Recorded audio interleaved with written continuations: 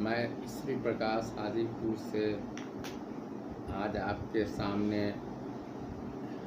बंगाल के महान साहित्यकार जयदेव के बारे में कुछ बात रखना चाहता हूँ। जयदेव संस्कृत साहित्य के बहुत बड़े साहित्यकार थे। आज भले ही संस्कृत भाषा बोलचाल की भाषा में नहीं है, लेकिन एक समय था जब संस्कृत भाषा को लोग बोलचाल की भाषा के रूप में प्रयोग करते थे। जयदेव का जन्म वर्तमान पश्चिम बंगाल में हुआ था और वहीं पर उन्होंने अपनी प्रारंभिक शिक्षा प्राप्त की थी। बचपन में ही उनके माता पिता का निधन हो गया था और आगे चल करके उन्होंने संस्कृत साहित्य का गहरा अध्ययन किया। बाद में वे अपने गांव से पुरी चले आए और वहीं रह करके अध्ययन अध्यापन का कार्य करने लगे। पुरी में ही उनका विवाह पद्मावती के साथ हो गया। उनकी पत्नी के पिता ने एक स्वप्न देखा था और उसके स्वप्न को साकार करने के लिए पत्नी के पिता ने उनका विवाह अपनी पुत्री के साथ कर दिया। जयदेव ने गीत गोविंद की रचना करके संस्कृत साहित्य को एक अमूल्य निधि प्रदान किया। गीत गोविंद में राधा और कृष्ण की प्रेम लीलाओं का वर्णन है और इसके माध्यम से जयदेव ने संसार के समक्ष आध्यात्मिक प्रेम का संदेश प्रस्तुत किया। वहाँ से वे पत्नी के सहित पुनः बंगाल आ गए। उस समय बंगाल में सेन वंश का शासन था। सेन राजाओं ने उन्हें अपने दरबार में रख लिया और राजा एवं रानी दोनों उन्हें काफ़ी सम्मानित दृष्टि से देखते थे। बाद में एक बार रानी ने उनकी पत्नी से मजाक में कहा कि जयदेव की मृत्यु हो गई है, क्योंकि उस समय वे बाहर काम से गए हुए थे। सुनकर उनकी पत्नी मूर्छित हो गई और उनका देहांत हो गया। वापस लौटने पर जयदेव को सारी बातें मालूम हुई और उन्होंने राज दरबार छोड़ करके अपने गांव में ही रहना शुरू किया। उनके और शेष जीवन वहीं पर उन्होंने व्यतीत किया।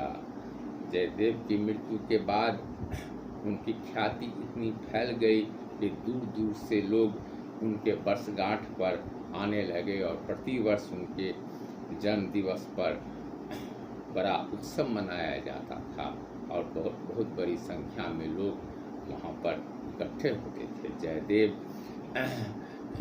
जयदेव की चर्चा चारों ओर फैल गई और दक्षिण भारत में भी उनके ग्रंथ का प्रचार हो गया और दक्षिण भारत में गीत गोविंद काव्य की धूम मच गई। यहाँ तक कि विदेशी भाषाओं में भी उनके ग्रंथ का काव्य का अनुवाद किया गया और इसमें अंग्रेजी, फ्रेंच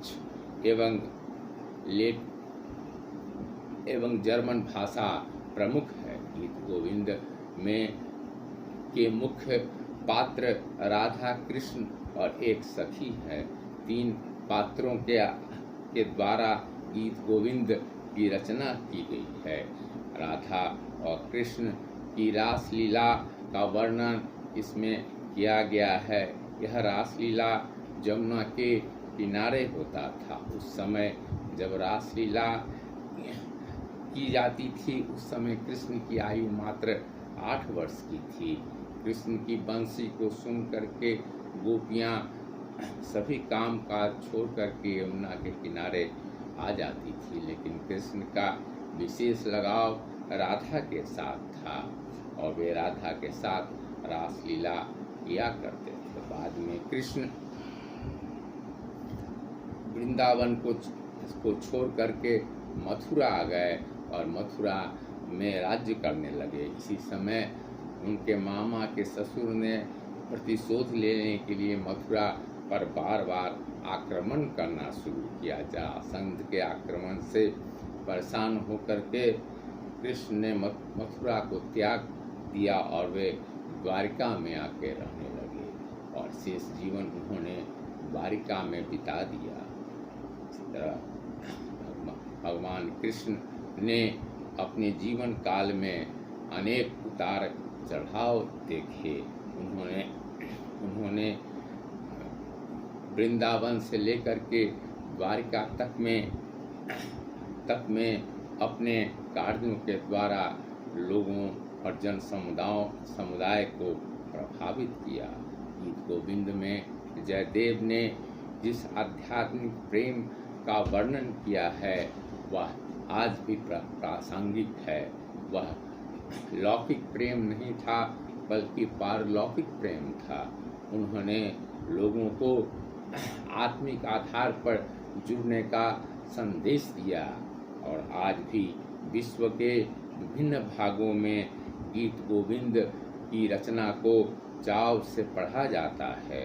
जयदेव ने एकमात्र गीत गोविंद काव्य की रचना करके खुद को अमर कर दिया और संस्कृत साहित्य को प्रेम के भाव से भरपूर करते हुए संस्कृत साहित्य को समृद्ध किया।